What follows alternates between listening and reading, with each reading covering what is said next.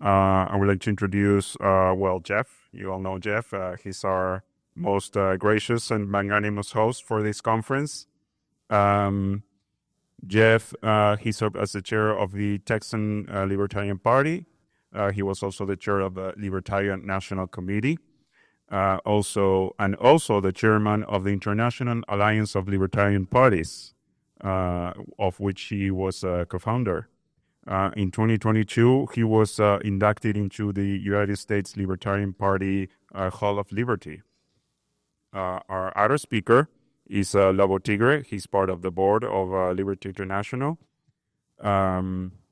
He is a longtime libertarian activist and the founder of independentspeculator.com. He learned the ins and outs of research speculation from the legendary libertarian speculator Doug Casey, which I'm sure many of you know. Lobo was also president of the Henry Hazlitt Foundation and organized liberty camps in countries such as Lithuania, Georgia, Romania, and Ukraine. So Lobo, he's going to start with his presentation.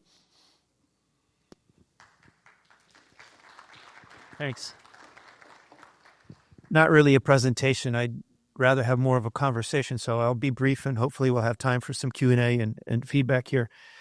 Let me start by saying, with all respect to my esteemed co-panelist and everything else that you have heard and will hear at this conference, that I'm not here to tell you that anybody else's path to freedom is wrong. And you should only do what I say. I'm the great guru, or that other plans are bad. That's not the point. But I think there is an overlooked path to finding freedom in an unfree world, or at least one that's not often, mentioned or considered, or maybe thought feasible. It's just not discussed much.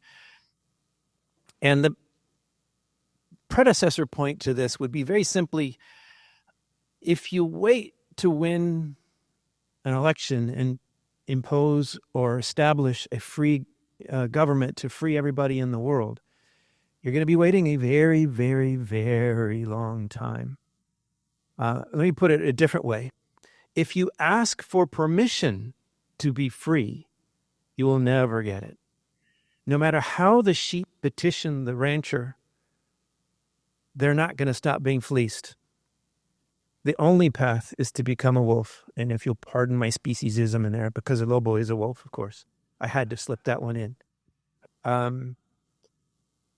So it might sound like I'm saying criticism or everything like that, but I just think this is an important point to understand. Or as the motivational speaker like to say, if it's to be, it's up to me.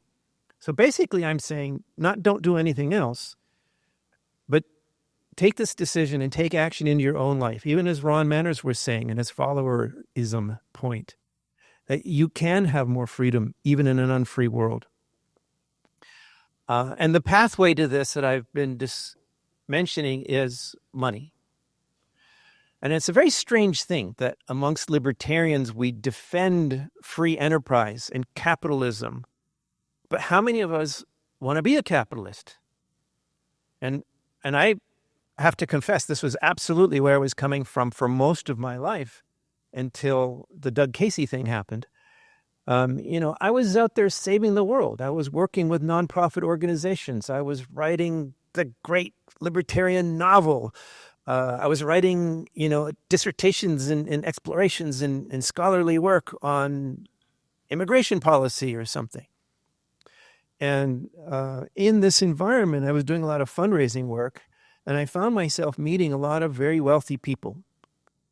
And after meeting a bunch of wealthy people and discovering, wow, they're nice guys. They're interesting. None of them wore black and capes and had curly mustaches. They didn't tie girls to the railroad tracks on the weekend just for fun. And I understood, like this light bulb went off in my head that I had an attitude problem, that I was all happy to talk all day about the morality of capitalism, but I wasn't doing it in my own life. And I was, that was something somebody else did. And so I made a decision that I was going to learn about finance and money, and I was going to get rich. I decided to get rich. I didn't just wander through life. I decided I'm going to be rich.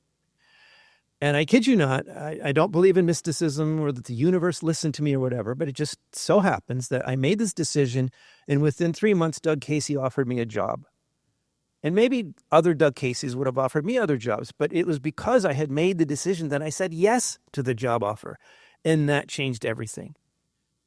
I went from being the guy that went around asking for checks to support worthy events like this and educating people and around the world to being the guy that wrote the checks. And I don't mean to brag or anything like that. I'm certainly not the wealthiest person, even in this room, I don't think. But I went from having trouble clinking 2 quarters together in my pocket to being one of the 1%.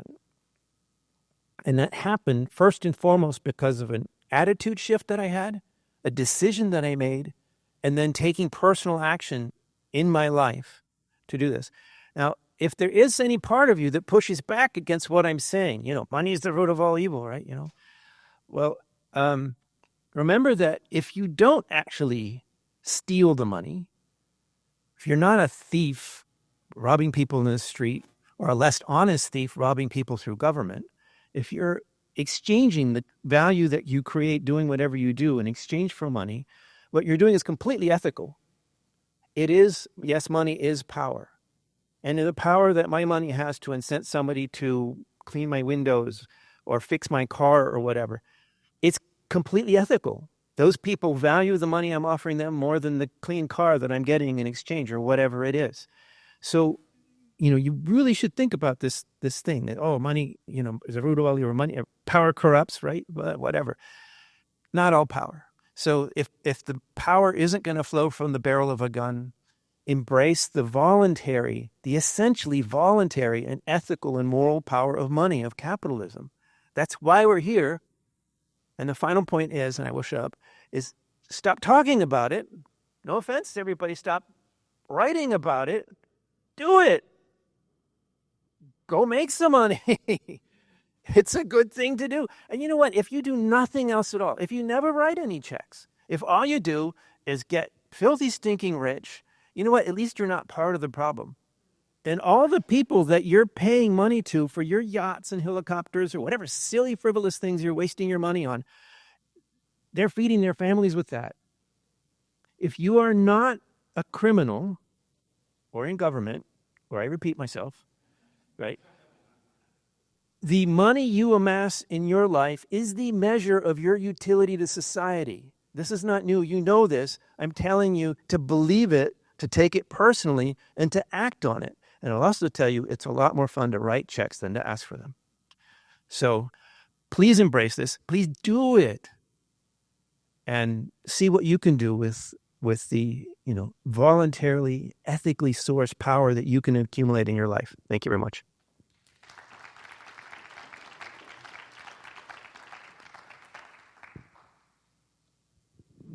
With your indulgence, I'm going to do it from a seated position. A couple of reasons. One is I'm an old man and I'm more comfortable this way. And the second reason is I think this makes more like a familiar chat with friends as opposed to an authoritarian position. I'm sorry. Well, my story is going to be very personal, and it's going to be what I consider to be landmark moments, small and large, throughout my life that led me to where I am today. But first, can any one of you define freedom in such a way that everybody in this room agrees with you? And it's rhetorical. The answer is no. Well, first off, I see freedom is really we're at a spot in a timeline or in a spectrum from no freedom to infinite freedom, and we're somewhere in the middle. But we're not all at the same spot.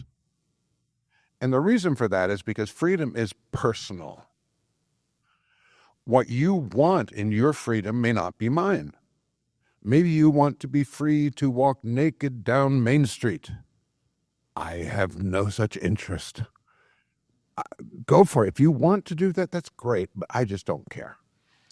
Now, another concept I want to throw into this is that along being freedom is, in talking with my daughter and raising her, I said, honey, you're free to do whatever you want. once.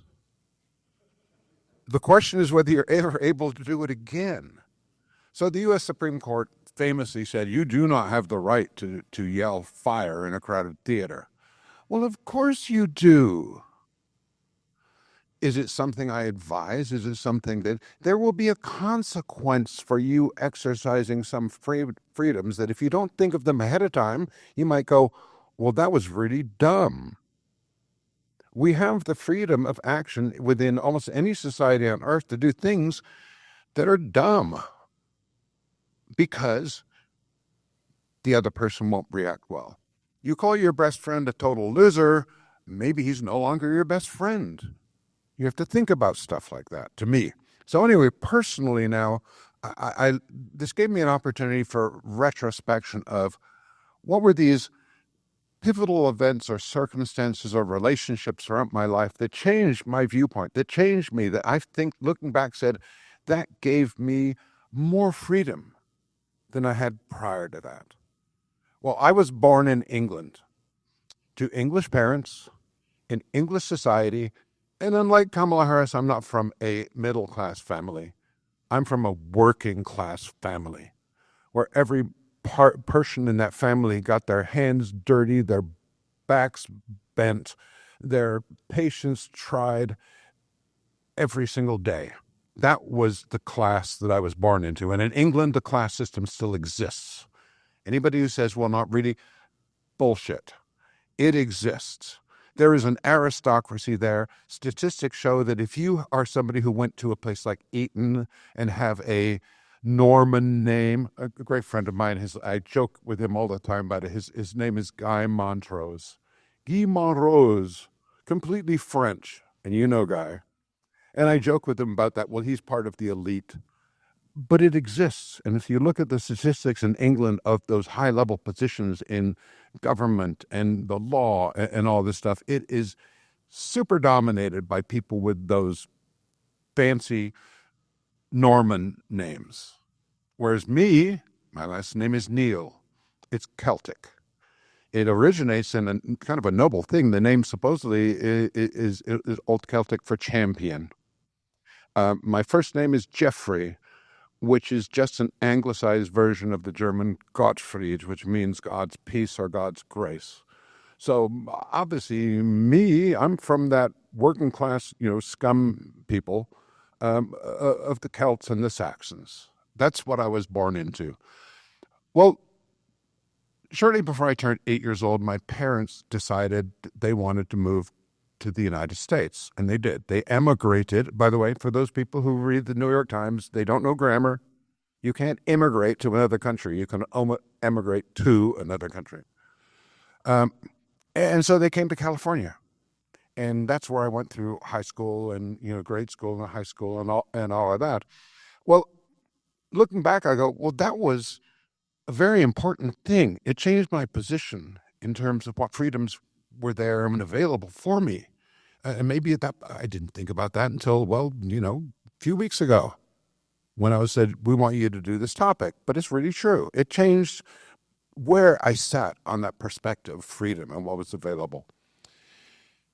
And I had very much of an American upbringing in what was a middle-class, working-class neighborhoods, although I did have some really infinitely rich people as friends, which I thought was also very liberating, knowing that these were just good people, even if they lived in houses with 14,000 square foot ranch style house, which one of my best friends had.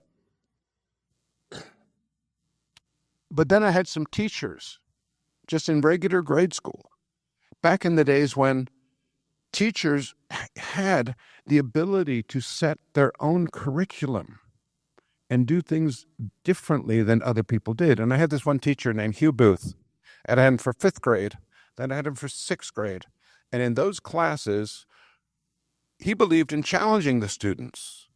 So we read Tom Sawyer and Huckleberry Finn, but we also read Animal Farm, Lord of the Rings, Brave New World, 1984, to 11, 12-year-old kids. And they can handle it. At least they could when I was that age. The other thing that what he did was really fascinating is he said, if you're really good at something, like mathematics, which I was, I don't want you to sit in the class and just be bored because you're light years ahead of most people. So what I'm going to do is you four people that are really good at this, you go sit at the back of the room. You get to work on your own. You grade each other's papers. You give each other's tests. The only rules are there's two things. Number one, you must stay at least 15 pages ahead of the rest of the class. And number two is you must help the people who are struggling to learn it because you have already mastered it. And so in a simple way of doing things, he created this much more holistic environment of education where the measure of whether you understand something is best measured by how well you can teach it to others. That is a mastery that is important, and he built on that. Well, us 4 or 5 dweeby kids who got math, we just started going crazy. And after the entire school year was over, which is 5th grade, we had finished and mastered 5th, 6th, and 7th grade mathematics. So then the next year he does the same thing, and he's scrounging around trying to find, stuff for us to work on so we can keep doing this, and he found it.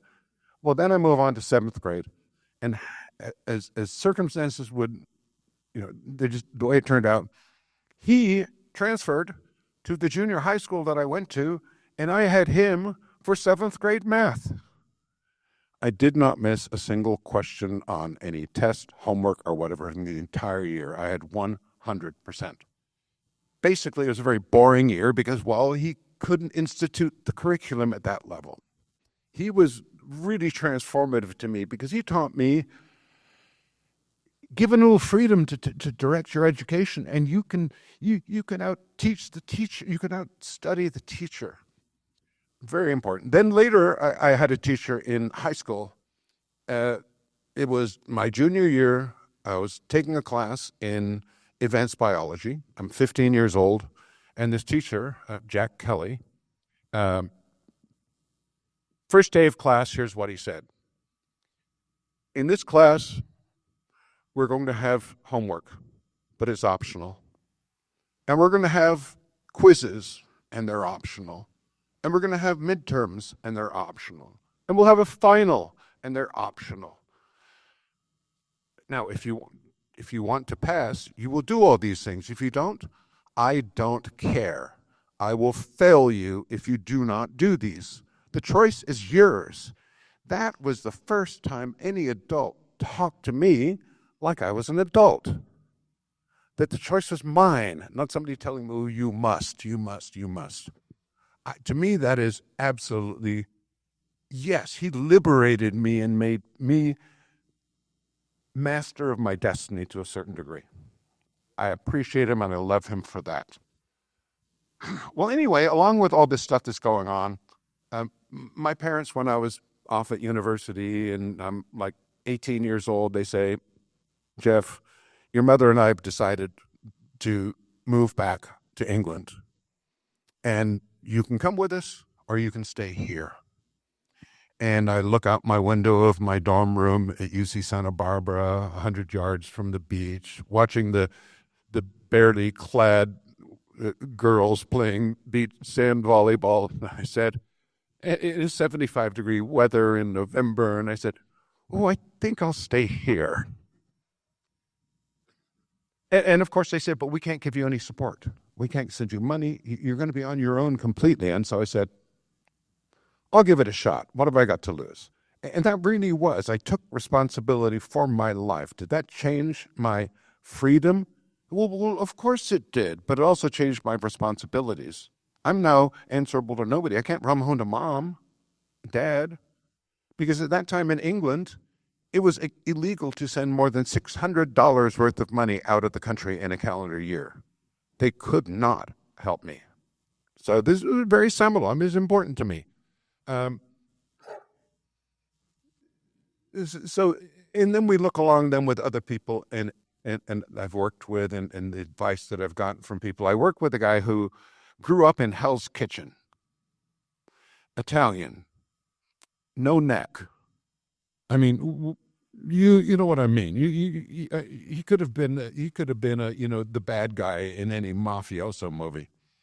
And one day he said to me, he said, "Jeff, never tell anyone anything they can use against you." And he's right. Which brings to the paradox of today's world. I find it very frequent that I will meet with people who face-to-face seem very civil and nice, and the minute they get on Facebook or on Twitter or on X or whatever you want to call it, they are just raving lunatic nut jobs throwing hate your way left, right, and center. This is so absolutely stupid because anything on social media never goes away. What we should be doing is being nice to each other and being very politically, moderate, and save that passion for the face-to-face. Because then it's only him or me saying what really happened, unless they're recording you. This is, to me, a paradox of the modern world. Well, I was a jerk when I was young. Okay, just plain and simple, I was a jerk. Total jerk. I would love debating with people to prove how they're wrong. Do you think I got a lot of friends that way? No, like none. And those of you out here who love the debate, who love to show that other person that, libertarianism is right and you're wrong, you're not winning, you're losing. What I learned to do was instead when somebody says something, well, I like the libertarian platform, but I really can't go with this open border thing. I say something like, well, I understand you. I can relate to that. And there are members in the Libertarian Party who don't agree with that party platform. But they're still members because they agree with so much else. And so that's really up to you. You can make that choice. And in fact, I say, I give you permission to disagree with me. I don't try to prove them wrong. I try to say, I understand. I accept that. That's great. You can be that. You can do that. Well, I mean, I have never taken a formal poll of how many people in the Libertarian Party hate me. I do know a few, and that's for good reason. They earned it. But I don't really think it's very much. Most people tend to view me somewhat positively because I'm not out to destroy anybody or anybody's viewpoints, even if they're a far-wing nutjob leftist. There's things that we can agree on. If you give them an opening and you say, well, you bring up some good points. I'd like to think about that. So freedom, what is freedom really? Bill Gates recently said, it's the strangest thing you said. I know I can't get it in the right context because I don't understand it. He said, $1 billion will buy you freedom. Anything more than that, a hamburger is just a hamburger. What he's saying is like, well, no, you don't get infinite freedom no matter what, one thing. The other thing is money buys you freedom. All right, so every one of you, the challenge is, how do I maximize what monetary things I have, and this fits with you very well, in order that I can have more freedom? Because freedom means many things. It means for people, it's freedom from hunger, freedom from anxiety, freedom from fear. You want a freedom to express yourself? Okay, that's great. But you talk to that other person, that person on the street, and you ask them freedom, what kind of freedom do you want? You're going to find that it's much more common to find, I'm looking for freedom from debt. I'm looking for freedom from oppression. I'm looking for freedom from things as opposed to for things. Because the absence of those freedoms, most of them are down to the personal choices they make, and trust me, I've made many. One of the concepts I tried to raise my daughter with that I'm still trying to follow myself is that stupid people make the same mistakes over and over again, whereas smart people learn from their mistakes, but wise people learn from the mistakes of others. And I've seen my daughter actually do that. She's seeing her friends. Well, my friends did this. That didn't turn out good. I'm not doing that. She's learned from that. I'd like to know how soon I'm going to learn from all of those, because there's some mistakes that I keep making. And some it took me a while to learn from. But it's something every one of us can aspire to, is making better choices. And especially the young. Look, credit cards, they are necessary in today's world if you want to do things like travel. You can't reserve a hotel room without a credit card. You can't get a plane ticket without a credit card. You just everywhere. But that doesn't mean you have to run up debt. I have credit cards. I use them. I pay them off every time. One of the ones I use, I get 2% back on every single one of them. So in effect, not only do I get like 45 days of cash flow to worry about paying it, I get a 2% bonus for using that credit card, which I don't think is a bad thing to do.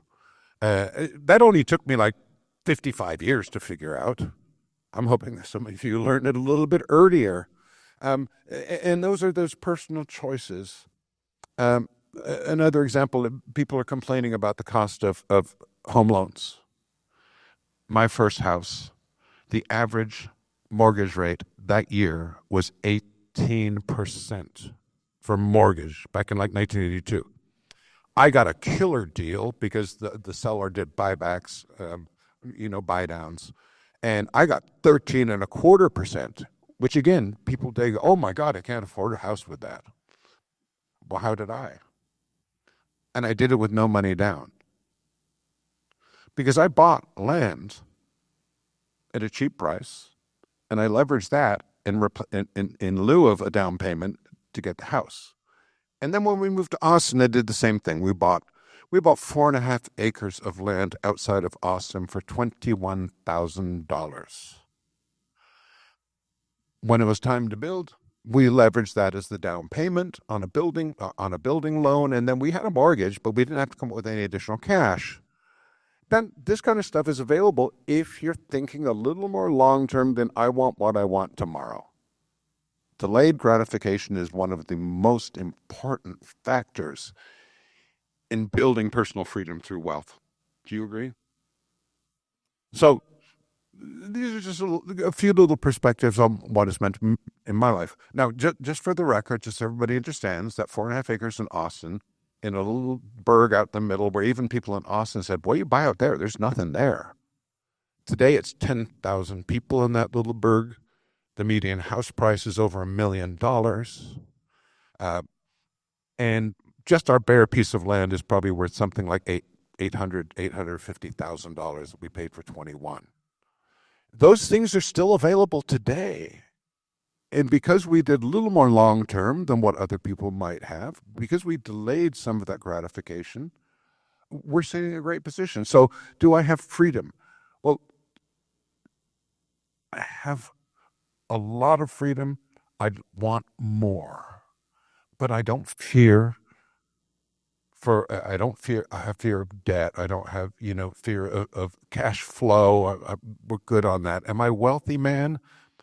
No, but I don't want to own a Lamborghini when I can just fly to Germany and rent one for a few days and pay a tiny fraction and actually be able to drive the damn thing. I drive a 16-year-old Honda Civic because a car is a way to get from here to there. That's all it is, except it's a depreciating asset. So anyway, I think I'll close with that. I hope you find it of some value. Am I freer than you are? It's not a contest. I'm definitely freer today than I was 20, 30, 40 years ago, even with the situation as it is. So I'd like to close. I guess we're going to move to Q&A then? Yes, I would like to ask you maybe a couple questions of my own first. I would like to start, by the way, great both of you. Thank you so much for sharing your stories with us. And I would like to start with something of a little bit more challenging questions in terms of, we were speaking about like the way like that you can find options for yourself in countries where you have some options. I mean, yes, there are obstacles. You have to work hard, and it's maybe an uphill battle to create wealth and prosperity for yourself. But for example, how about thinking about like strategies or ideas for people who live in countries where there are fewer options, where governments restrict freedoms to such an extent that there are very few options available. Countries like Cuba and Venezuela, for example. What can people maybe do there? I mean, other than finding ways to move to another country, but ways of still finding ways to be free despite of the very aggressive and hostile governments they live under. Do you want me to start? Yeah, sure. Well, the first thing I'd like to say is the topic of this was how did I find freedom? And so this was a personal story. Now, opinion of how other people can. You live in a repressive society. Well, I mean, if you live in a repressive society like Venezuela that ignores the results of elections and rigs it so you're constantly underfoot, well, your choices really are two: escape or fight back. And if your freedoms are so diminished, then maybe gambling with your own life is a very legitimate decision to make, or not. In much of the world, okay, everybody wants to come to U.S. Not true. It's really not true. But if you live in a country like Moldova and you can move to Czechoslovakia or the Czech Republic, that may very well be a move you can make that is better. Each person, again, is personal, and what challenges you have to face is something that everybody has to make a decision for themselves. I mean, a quick example is here in the U.S., you can say, I'm not going to pay income tax. I'm just going to be a tax protester and say I'm not paying my income tax. I pay my income tax. I take every legitimate deduction I can. I avoid every tax that I possibly can to minimize the tax load. But in the end, what it is no different than a protection racket with the mafia. If I don't pay this, they will destroy me. If you don't make any money, they don't care because there's no ROI for the IRS to come after you. Where are you on that scale is a decision you have to make. Everywhere you go, there are alternatives. Doing things in the black market or again, escaping is one. But I don't like giving advice to anybody of what they should do because it has to be a personal decision, not, well, Jeff told me. That's really where I'm coming from. Yeah. Escaping, I would just say voting with your feet is not only a legitimate choice, it's actually a very powerful one. And it sends a message to the rulers. And I think the more people that do that, the better off we all are, as well as you, the individual. It's much better than pitting your fancy-dancy Desert Eagle against a tank, And in Europe, you don't even have that. But let me push back on this idea. There are entrepreneurs everywhere in the world. And even in the most corrupt societies, the more corrupt the society, it is difficult to become successful without also being corrupt yourself. And I do understand that. I'm not living in an ivory tower. But there are people who manage to achieve escape velocity even in those places. And just really brief story, you may think you've got it bad wherever you are, Venezuela, West Texas, sorry. But I had a student, a kid who in Belarus, which has the last vestige of the Iron Curtain still standing, the old one, not the new one going up. I had a student, and he listened to what I said. He took some courses in day trading, actually, which I don't do. And so this is a college kid, not one of these rich kids from some oligarch somewhere. It's a Belarusian college kid from the potato farm outside of Minsk. And he scraped up a few bucks, and he figured out how to access the NYSE through a brokerage account in Moscow, which has no border with Belarus. And he invested, and he found a pattern in the market that gave him a win 60% of the time, as long as it lasted. So not always, but reliably 60% of the time. That is like literally gold in the investment world. So in short order, this kid was making $10,000 to $20,000 a month from his dorm room in Minsk, Belarus. But get this, he was saving 50% of that, he was reinvesting 40% of that, and he was living on 10% of that. Now imagine an American kid making that choice. Sorry, but and on that 10% that he spent, he was the richest kid on the block. He was quite popular after this began. So I just love this story. And you talk about, self-made man, rags to riches or whatever. This kid just did it took me decades to do what I've done. He did this in a year. At one point he was making more money than I was. So I don't care where you are, if it's, Angola or Bolivia or whatever, the chains that you have to worry about the most are the ones you put on yourself, not the ones that the government may theoretically slap on you at some point. Can I add one little add-on? I spent 8 years working in Germany. I was there when the wall came down. And because I was reading local papers, you want to call that, I'm not sure how much information really got out to the U.S. of what happened and what transgressed and why did the wall collapse. And most people think, well, because of Reagan. No, it was not. The key event was that Hungary said, we're not going to defend the border with Austria anymore. We just don't care. But at that time, East Germans could travel to Hungary without permission. So what started happening was an exodus of people driving their cars, their old beat-up Trabants, which are not even have any scrap value, and they're parking them along the Hungarian border with Austria and just fleeing into Austria. In fact, it got so bad that the Hungarian farmers were complaining that somebody come and take all these scrap cars out of their farms because they were just overloading the fields. But what happened is in one calendar year, 15% of the East German population fled. But who fled? Doctors, lawyers, engineers, physicists. It wasn't the guy working at the bakery down the street. It was all of their intelligentsia. The reason it collapses because they said, we can't go on. We have no expertise anymore. We don't have the time to train the expertise. They've all left. So the idea of fleeing, of voting with your feet, it has been very effective. And perhaps it's a different demographic group that's fleeing Venezuela, for example, because maybe things aren't bad enough yet that those doctors and lawyers and engineers and physicists say, I'm out of here too.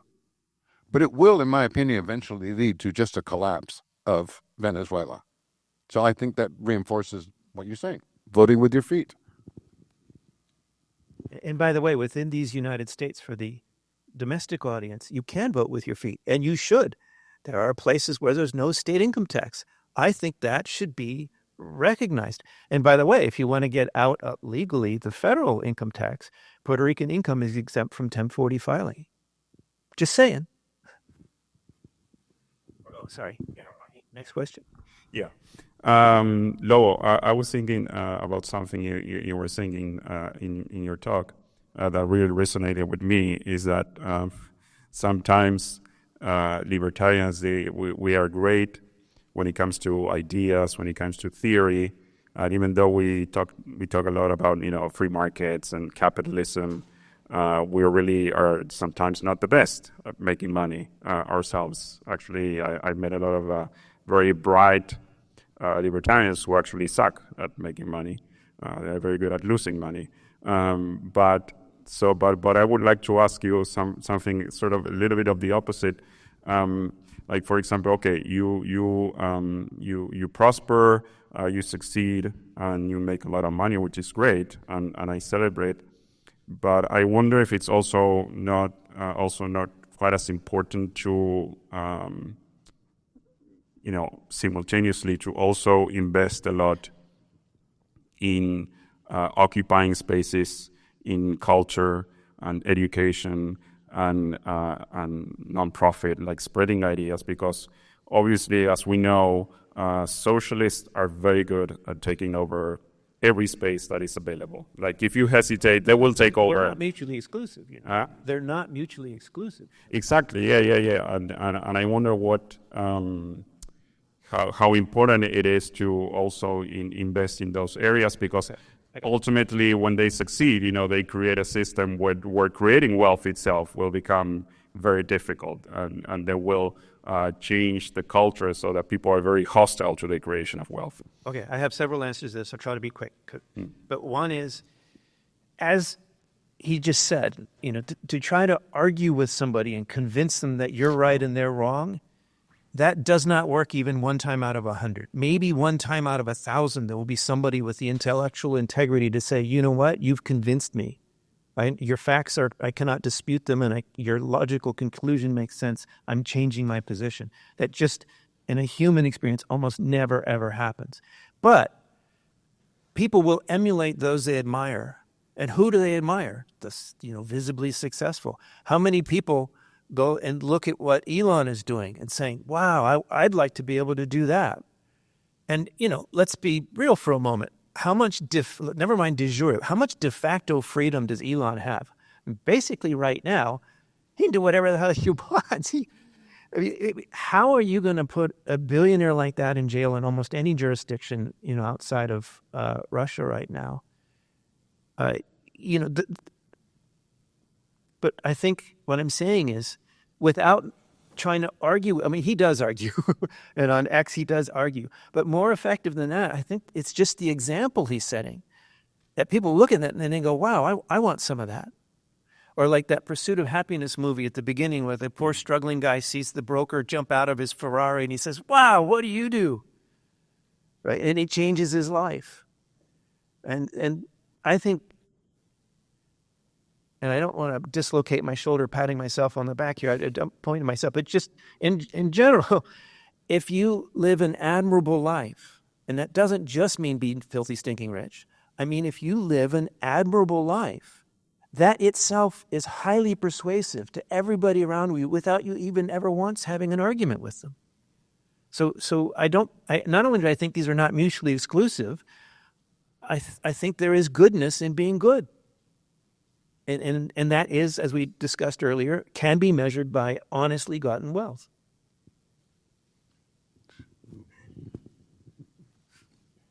Well, I'm kind of always been obsessed with the concept of ROI, return on investment. And it's seen as some kind of a capitalist faux pas. Sometimes it has to do with economics. But it also has everything to do with interpersonal relationships. You put energy into a relationship with person X, and you get nothing out of it. Stop. If you get mutual respect and enjoyment, and both parties are profiting from that relationship, if I can use that capitalist term, but benefiting from that, do it.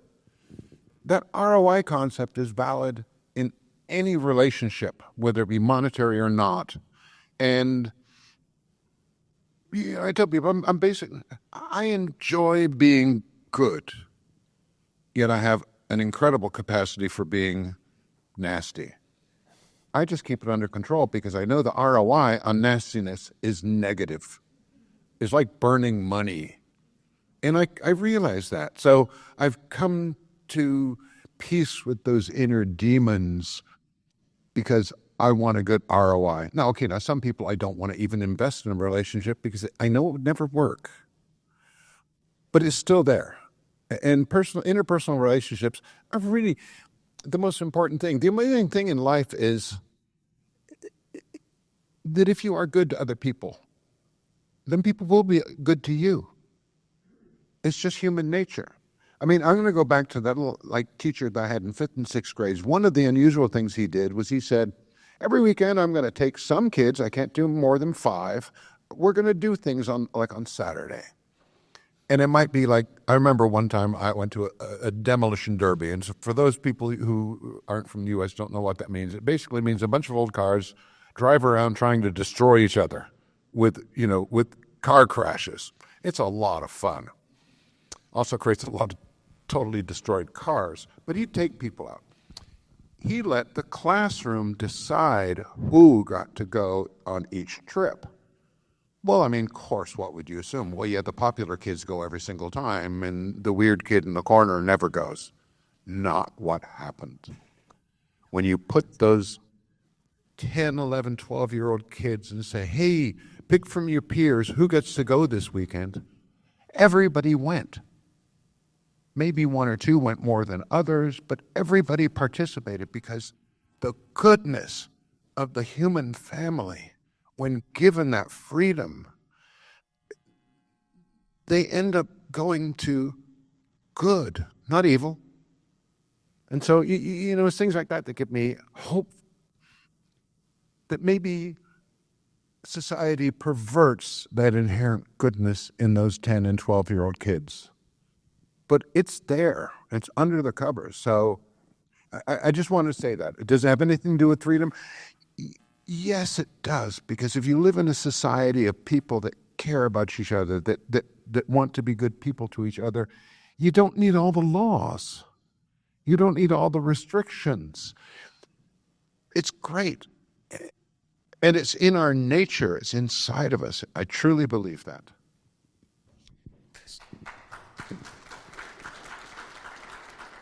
I think we are out of time, but I want to thank you both guys for sharing your perspective about this. Thank you so much.